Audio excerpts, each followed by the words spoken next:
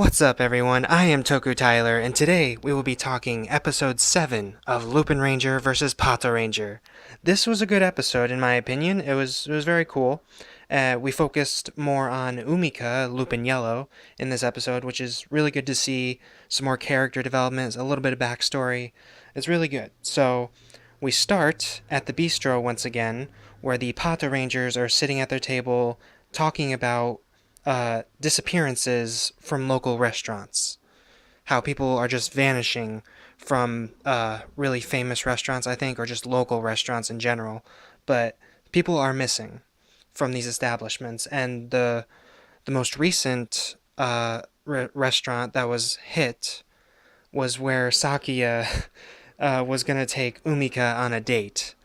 That's assuming if she would actually say yes. Which I find funny. Just he's obsessed with her and everything, and just I find it funny, but it's nice at least.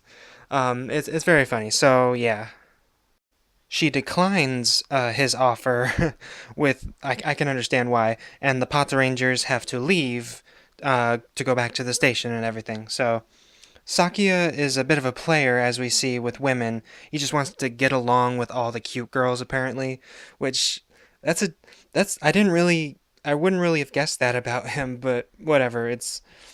I don't know. Sakuya is a mystery to me at this point, but anyway, Kokure then shows up at the bistro with the next target, the next gangler they have to face. He is a gangler who's been eating restaurant customers.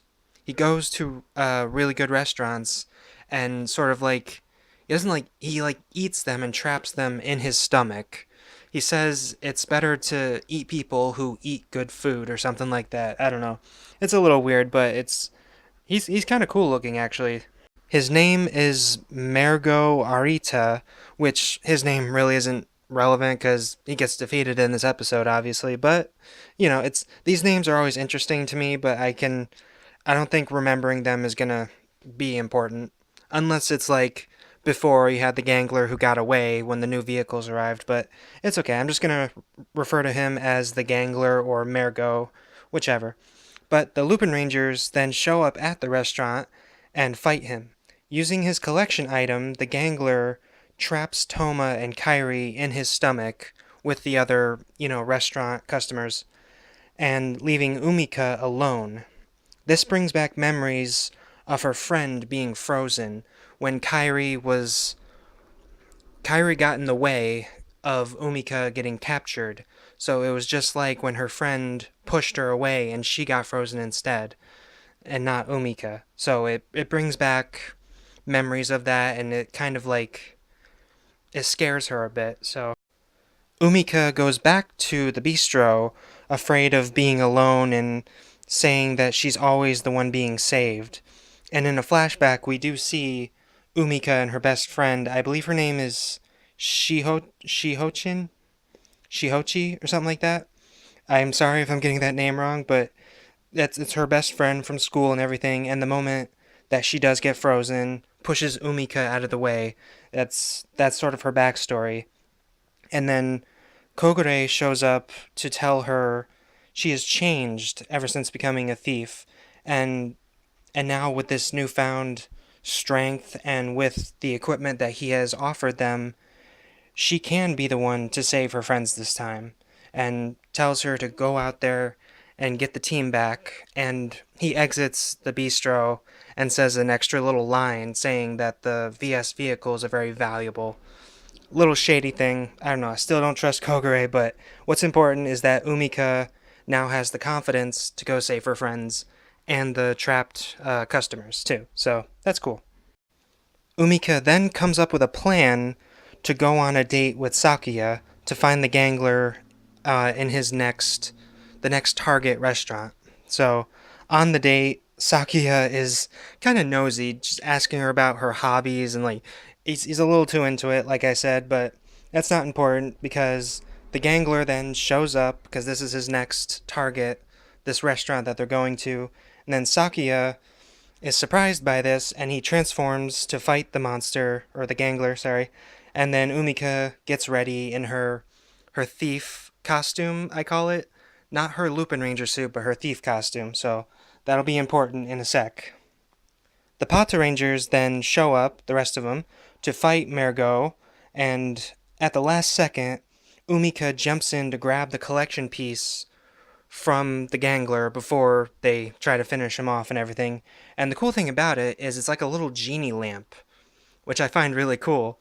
And the power it has is to expand spaces or something, which it's a genie lamp, so you would assume that when a genie goes into it, it's bigger on the inside and everything. So that's what I thought, at least. That's what I think of when I think of genie lamp. But it's cool though. I like these collection items a lot.